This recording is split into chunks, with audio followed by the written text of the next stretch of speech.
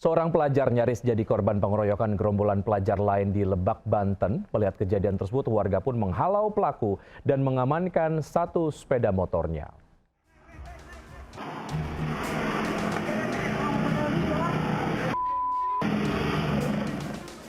Sekelompok pelajar SMK terekam CCTV menyerang seorang pelajar SMK yang tengah menjalani PKL di bengkel mobil di Desa Kadu Agung, Barat Cibadak, Lebak, Banten.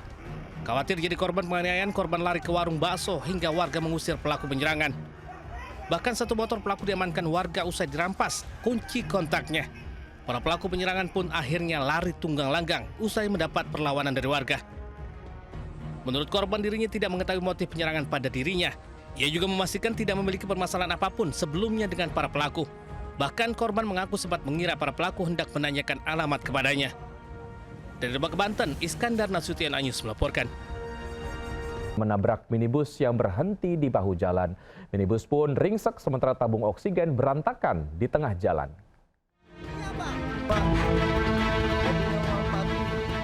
Satu unit minibus ringsek akibat ditabrak truk pengangkut tabung oksigen di jalan tol kawasan Desa Kadung Betik, Kesamben, Jombang.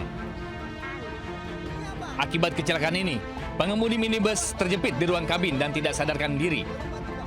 Sementara truk terguling dan tabung oksigen berhamburan di jalan. Kecelakaan berawal saat truk melaju dengan kecepatan tinggi dari Jombang menuju Surabaya. Diduga supir mengantuk, sehingga saat minibus berhenti mendadak di bahu jalan, ia tidak bisa menghindar. Truk pun menabrak bagian belakang minibus hingga ringsek.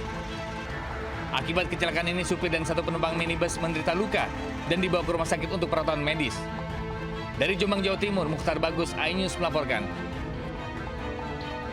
Satu unit gardu listrik terbakar hingga terjadi ledakan di Jalan Pesanggerahan, Kembangan Selatan, Jakarta Barat. Api dengan cepat melalap gardu listrik lalu menyambar tiang kabel listrik udara hingga kabelnya terputus. Sontak kebakaran ini membuat panik warga yang melintas saat akan beraktivitas di pagi hari. Apalagi sempat terdengar suara ledakan akibat kebakaran ini. Petugas damkar sektor Kembangan segera ke lokasi dan memadamkan api serta melokalisirnya agar tidak terjadi perambatan ke bangunan lain. Dan belum diketahui penyebab kebakaran, namun dilaporkan tidak ada korban jiwa atau terluka. Saat ini petugas PLN masih melakukan perbaikan dan arus lalu lintas arah Kedoya serta Kebonjeruk sudah normal.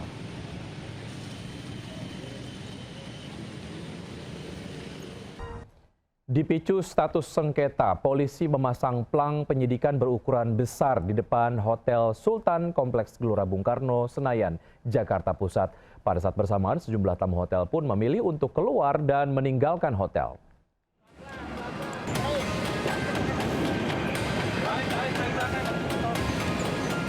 Petugas gabungan Bareskrim Mabes Polri dan Polda Metro Jaya memasang pelang penyidikan berukuran besar di halaman utama Hotel Sultan di Kompleks Gelora Bung Karno, Senayan, Jakarta Pusat.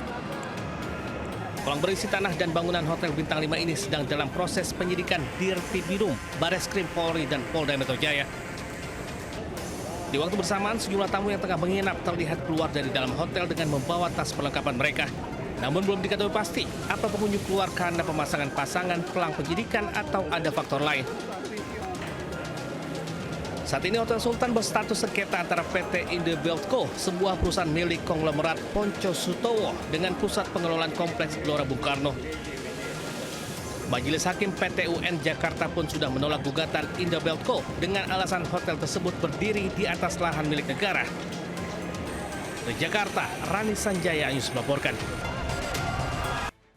Dua pengamen terekam CCTV saat membawa kabur tas berisi laptop milik penumpang KRL yang tertinggal di Stasiun Duri, Jakarta Barat. Hasil pemeriksaan, kedua pelaku sudah 5 kali beraksi di dalam kereta KRL.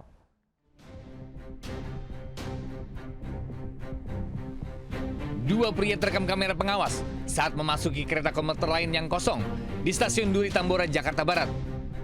Saat melihat ada tas tertinggal di rak kereta, salah satu pelaku segera menggasaknya dan kabur. Sementara itu, isi tas diketahui berisi laptop.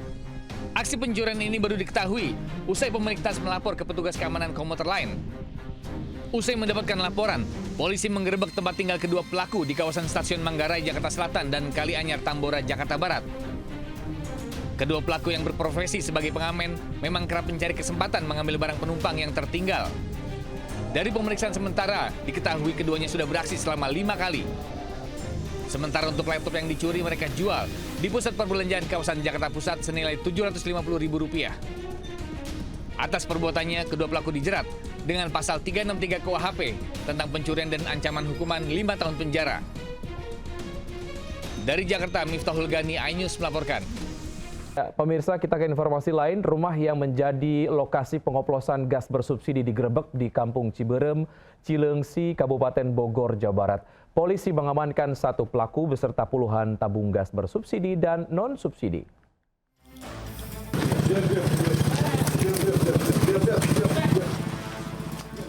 Tim Reserse Kriminal Polsek Cileungsi menggerebek sebuah rumah di Kampung Ciberem, Desa Cileungsi Kidul, Kecamatan Cileungsi, Kabupaten Bogor, Jawa Barat. Polisi mendapati aktivitas pengoplosan gas LPG bersubsidi ukuran 3 kg ke tabung gas non-subsidi 12 kg yang dilakukan di bagian belakang rumah. Seorang terduga pelaku, JT, diamankan saat tengah melakukan aksi pengoplosan. Sementara 1 pelaku lainnya, JF, berhasil melarikan diri. Dalam penggerebekan ini, polisi menyita 42 tabung gas ukuran 12 kg, 68 tabung gas LPG subsidi 3 kg, 16 pipa besi modifikasi, serta alat suntik hingga mobil pick-up. Atas perbuatannya, pelaku terancam hukuman 6 tahun penjara. Polisi masih memburu jaringan pengoplosan gas bersubsidi di wilayah Bogor dan sekitarnya. Dari Kabupaten Bogor, Jawa Barat, Cahyat Supriyatna melaporkan. Aksi penganiayaan seorang wanita viral karena terjadi saat korban live di media sosial di Kota Baru, Jambi. Ironisnya, dalam video viral tersebut juga sempat terdengar teriakan dari anak kecil. Ya ampun, kan ini, tengok, tolong. Viral di media sosial, seorang wanita di Jambi dianiaya sang kekasih. Aksi penganiayaan pun sempat terekam kamera saat korban live.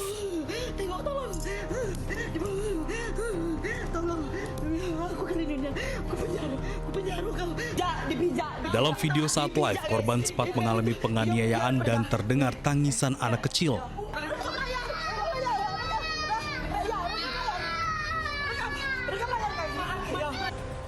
Setelah viral di media sosial, akhirnya pelaku penganiayaan ditangkap polisi. Motif penganiayaan diduga karena persoalan nafkah keluarga untuk membeli susu anak mereka, namun pelaku tidak bisa memenuhi permintaan korban. Atas perbuatannya, pelaku terancam pasal 351 KUHP pidana tentang penganiayaan dengan ancaman hukuman di atas 5 tahun kurungan penjara.